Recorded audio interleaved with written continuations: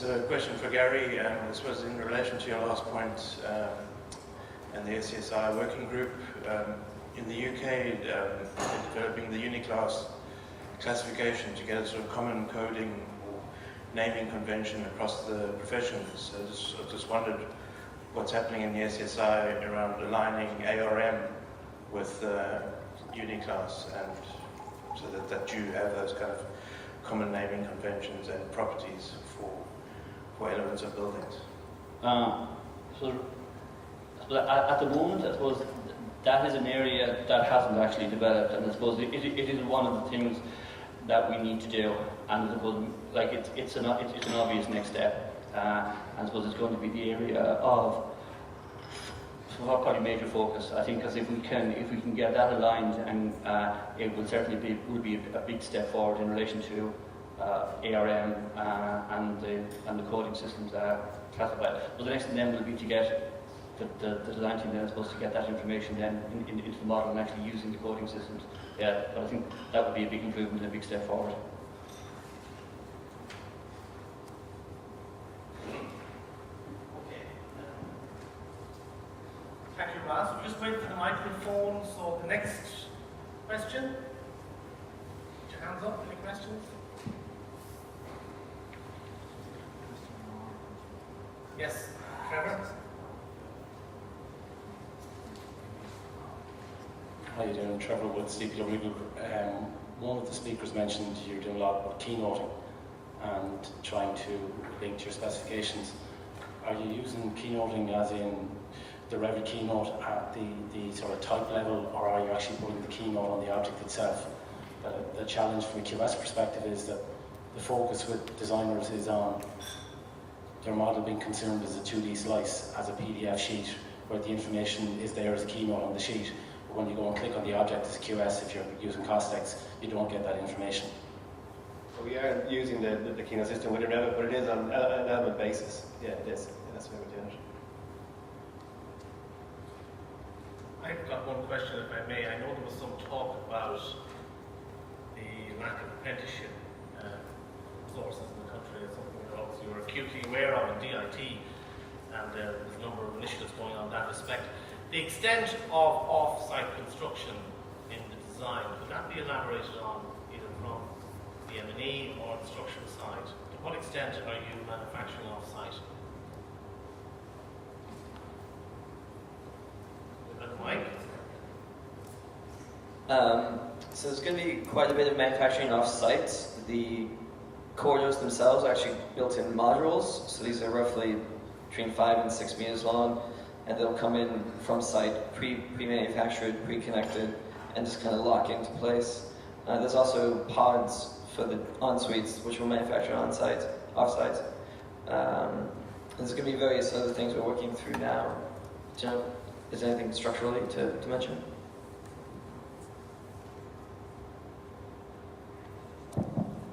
Yeah, if I might add, from the structure point of view, I suppose the in situ concrete is obviously hard to do off-site. It's an on-site activity, therefore.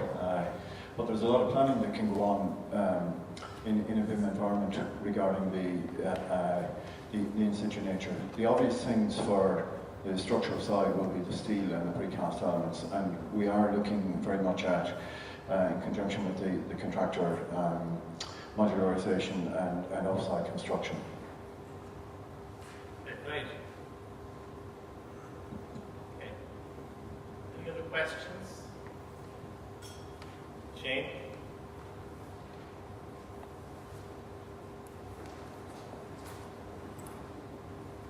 Yeah, thanks. Just a question on how the handover data is planned to be done. Given that the building operation is anything between 6 and 20 times the construction cost, is there an actual seamless transition, or is the startup team going to have to go down and do the tagging and do the usual traditional thing and take 2 years to do it? I suppose our partner in this project is the Children's Hospital Group. They're the end user. They're going to operate the building. So they have facility management leads in place in terms of looking at that. We haven't got But what we've done, I suppose, in terms of the specification of the BIM, the quality of the model and all that, that's very, very clear in terms of the level of detail, level of information that comes out of it.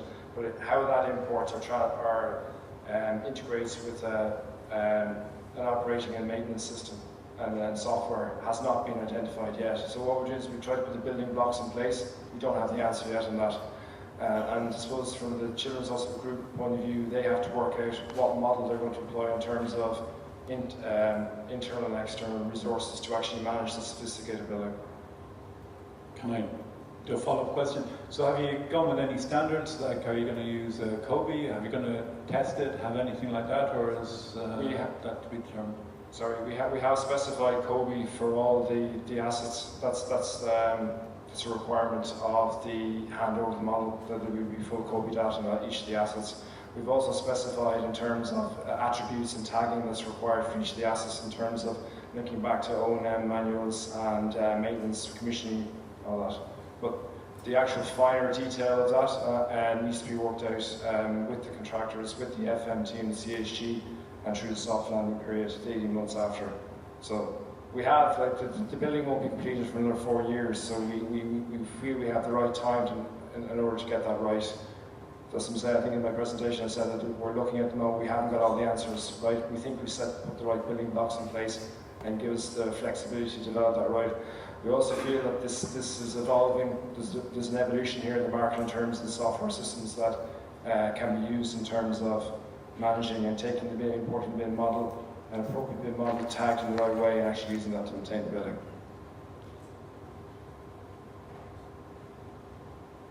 So the COBie specification states that there should be the capturing of asset data during design and construction. Is there any methods or methodologies set in place to capture asset information according to COBie standard during design and during construction? Yes, we covered off in terms of design. What we decided, because there's so much specialist systems that are coming into it, because it's a very, very sophisticated building, complex building, a lot of specialist things are coming in, that it's very, very hard to assign. You could just assign a certain amount of COBie data to it during the design process, but really the majority of that information comes afterwards. So the way we set it out in the BIM execution plan is that the contractor actually assigns all the COBie data once they take responsibility for the model after GMP stage. Is there any quality checking, verification and validation methodologies for that data? There will be, and obviously we have our design team working with our design team. We will be checking the quality of the model that comes back from the contractor, and we will also probably do our own internal peer checking, make sure that we are getting a model back from the contractors that meets the master delivery table specification that we set out in the BIM execution plan and the IR document. Any other questions? Yes? Paul? Is this the structural engineering question, Paul? Paul Sexton, Skagit, well done on good presentations. It was mentioned that there was a building envelope model. To what level of detail have you done that, or is it intended to be done? And is it intended to share that with specialist subcontractors? Yeah, absolutely, yes. Well, we're building the model to LOD 300, as I mentioned earlier on there, so that includes the envelope model, and yes, that will be shared with the subcontractors. Yeah, we'll be collaborating with them throughout design, and then later on, then as the contractor takes over the models, they'll be coordinating with the subcontractors as well. Thank you.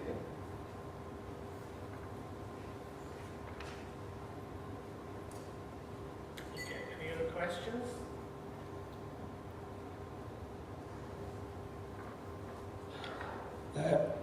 Excuse me, Angus O'Keefe from Ronan O'Donnell Consulting Engineers.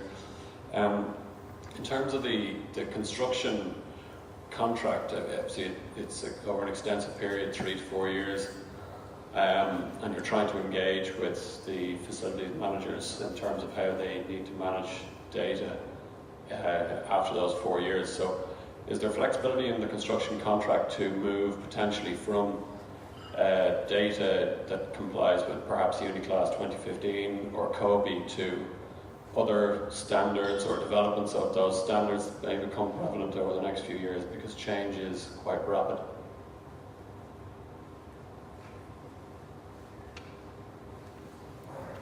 That's a good question. I suppose we of course, I would hope so. I suppose we've set out the building blocks in terms of what we know now, and we have said that the final model has to integrate with various software packages in terms of, but it's very hard to predict where it's going.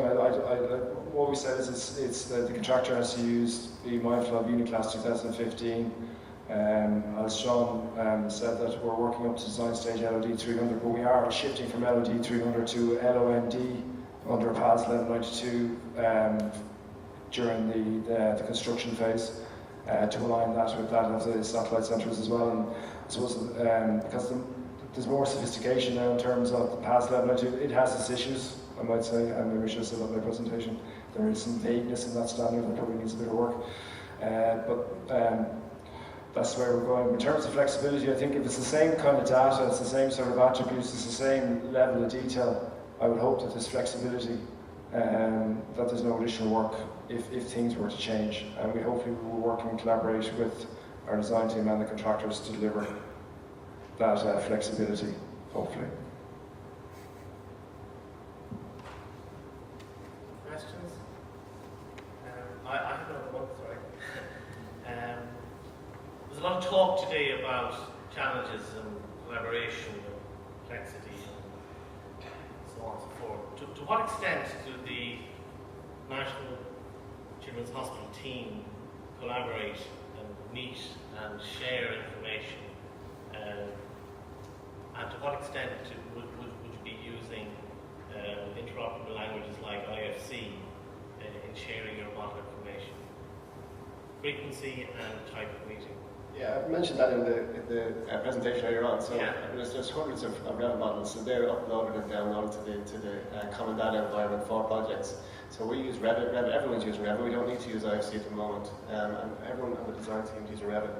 And so we're just using Revit files. Even though some of the guys are using Civil 3D, they're exporting that out as a DWG file and then putting that into Revit so that they can issue us a Revit model so we can use it for coordination. And then we all meet as a design team. We've been management meetings, we've been coordination meetings. You know, they're ongoing and throughout the design stage. Is there a set time that you federate the models? That's what I mentioned earlier on there. So as the models come in, every 2 weeks we upload all our models. So as they come in, then I download all the models and create a federated Navisworks model. Then every 2 weeks, that's uploaded to the common data environment that's available then for everybody on the team. Okay, excellent. Yeah. Question from Ralph. Thanks, Sean.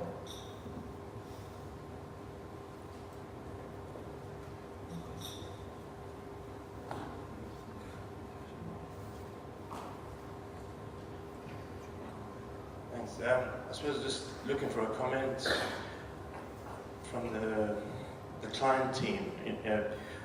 You've achieved great things so far in the process.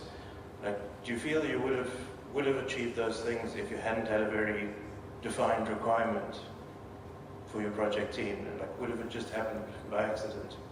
Or what's the importance of having a well-informed client and a well-structured and defined brief? I think that's really important. I suppose I put the technical requirements together for the design team in early 2014. We went out to appoint our design team.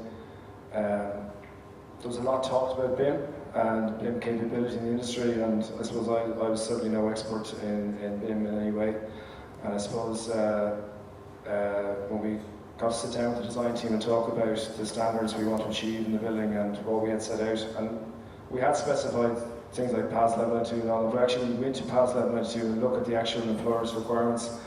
I think the standard could do a little bit of work in terms of there is sort of vagueness in terms of classification systems and level of detail and level of information. And I think an employer or a client needs to be well informed in terms of saying that requirement if you want to get maximise the potential out of the technology. And I wouldn't say I fully had that. I had an idea I had principles, but I could be on reflection. I could be better informed, and I would have. It's a pity I didn't have it when I set out the requirements.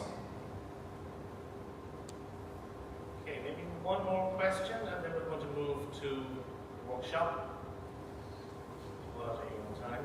So, Shane, and anyone here? Just take one here. Maybe a second one. Yeah. Yeah, thanks. In terms of collaboration, can you tell us a bit about your common data environment and any lessons learned there, and how you could see that being improved, even the process? Yeah, well, I mentioned that we're using 4 projects, so the common data environment, we found it very good, and no issues uploading, downloading. It's very, very streamlined. The VM aspect of it, which is IFC based, we've struggled with. We haven't found a good use for the BIM side of it yet. So we are mainly using it for shared files. Files are available for everybody to upload and download, but the BIM part of it is more for smaller projects. Because this project is so large, we have so many models. If you want to take a 3D view of a certain part of the building, you have to federate the model through 4 projects. All those IFCs need to be updated and up to date, and you have to federate the model live on the internet. And it's slow, it's chunky, it's not fantastic, but I'm sure it's improving all the time, and we're working with them to get a better result out of it. And I know that the contractor is also working with 4 projects, and they're going to try and get the most of it out of what they can as well.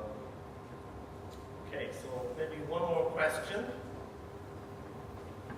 and it's Sean. You just throw it. Okay.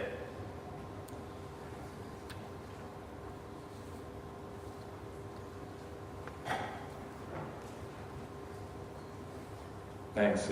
Sorry I didn't introduce myself earlier. I'm Dr. Sean O'Keefe with Headcount Group. And my question is, during the presentation, I believe it was Sean mentioned the use of IFC, which I think he stated there during handover, and then it was just stated a few minutes ago that coordination was actually done using Revit files.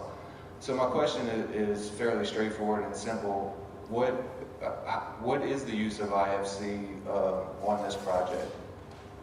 Currently, at the design stage, the use of IFC is for uploading models to the common data environment, so that you can view them live on the internet, on your phone or on your tablet, on the PC. That's all we're using IFC for, because everyone else is using Revit. It's just for getting those files onto the common data environment, so that you can federate the model on the internet without the use of Revit or Navisworks or any of those software packages. Okay, because I presume you're using IFC coordination view, and since it's used for coordination, and you're doing coordination with Revit, I was wondering what was you actually using it for? Yeah, it's mainly for people that haven't got the software, that they can jump online and just have a look at the models, have a look around. And it's a viewer. As I mentioned there, it's not fantastic. It's a viewer, and you can federate the models live on the internet. Right. All right, cool. Thank you. So, ladies and gentlemen, could we just show our appreciation for a great